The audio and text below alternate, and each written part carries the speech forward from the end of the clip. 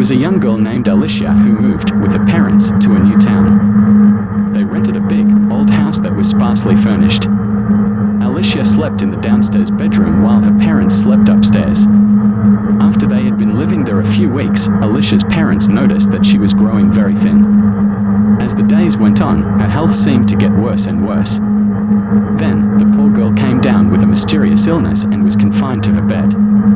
The doctor came to examine her and he told her parents that she was suffering from anemia. All she needed was some rest, he said, and soon she would be as good as new. However, despite what the doctor said, Alicia's condition continued to get worse and worse.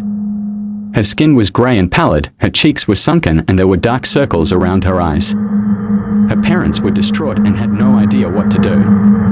While Alicia slept in her bed, her mother and father paced back and forth restlessly, wondering what could be the cause of her mysterious illness.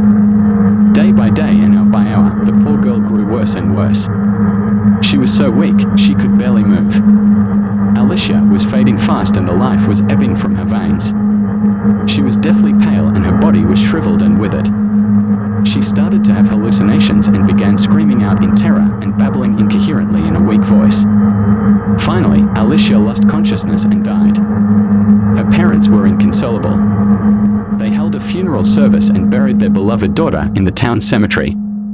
The day after the funeral, Alicia's mother was stripping the sheets off her daughter's bed when she noticed something on the pillow.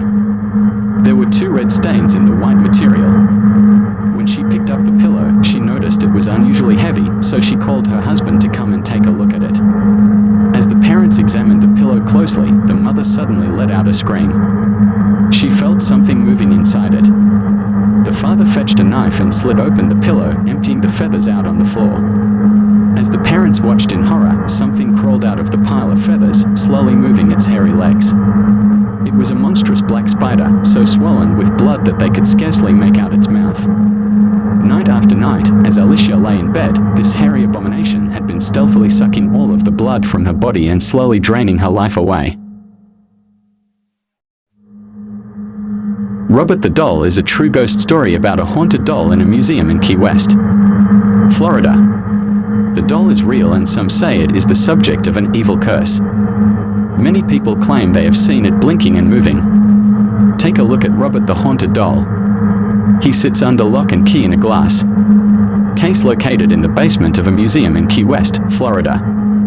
At first glance, Robert may seem like a harmless children's doll. But looks can be deceiving because Robert is the most haunted doll in the world. In 1897, a family named Otto lived in a nearby house in Key West.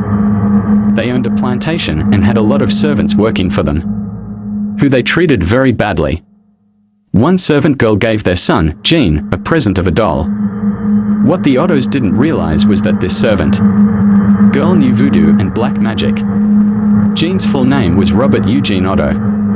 His parents had always called him Gene, so he decided to give the doll his real name, Robert. Many strange things began to occur in the Otto household.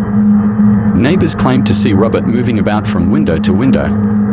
When the family were out, Gene began to blame Robert for mishaps that would occur. The Ottos claimed to hear the doll giggle, and swore they caught glimpses of the doll running about the house. Gene began to have nightmares and scream out in the night.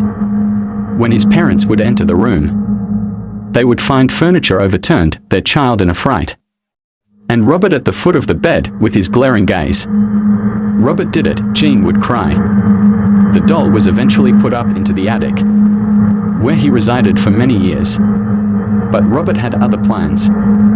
Visitors that entered the house could hear something walking back and forth in the attic, and strange giggling sounds.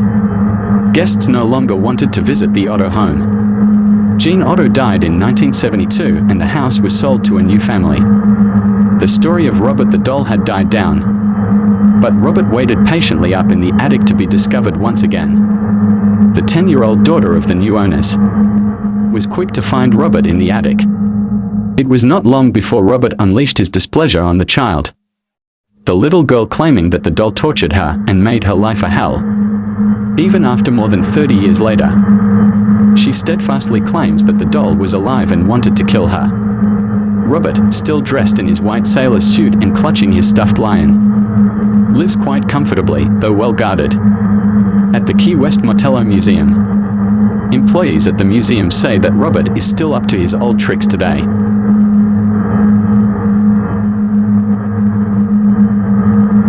Remember this, should you ever despair of life so much that you want to die, you have the means at hand and yearn to end your life. You have written a suicide note to those you will leave behind and you are prepared to die. At that moment, stop, get a pair of scissors. Cut away at the note until you end up with a piece of paper in the shape of a key. Go to a door, any one will do. Push the paper key forward and turn your hand as if unlocking an imaginary lock. The lock is real. Open the door. There you will find it. The other Earth. The one that awaits to replace this one when it dies. That death is inevitable, but in the meantime the other Earth will belong to you. Be warned, the other Earth is very different from this one.